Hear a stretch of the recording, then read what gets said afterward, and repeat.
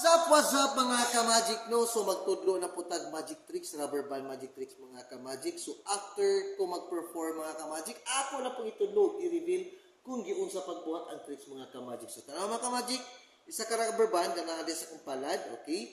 Nades akong palad o magbuhat tag objects mga ka-magic yan.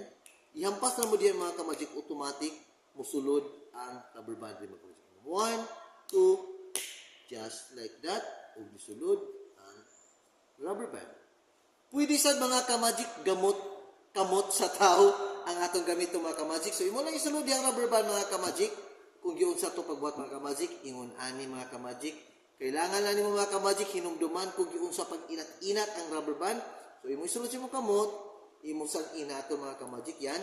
Inato nimo. Yung mag-inat mga ka-magic, iipit nimo di mga ka-magic, isulod ug iipit.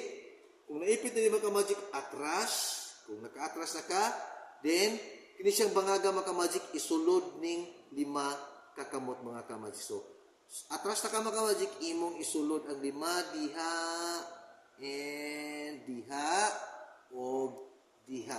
So, katong giipitin mo mga ka-magic, mao to'y i-release nimo, iniguman nimo butang, pwede sa cellphone mga ka-magic or any objects, basta lang makapatong lang diha sa object sa imo as an object na makapatong lang diha sa imong kamot mga ka-magic diha sa ibabaw sa guma. So nigbutan mo ni mga ka-magic, automatic nig-release mo sa rubber band sa kini nakaipit, nig-release ana. Yun, sulod na diha mga ka-magic.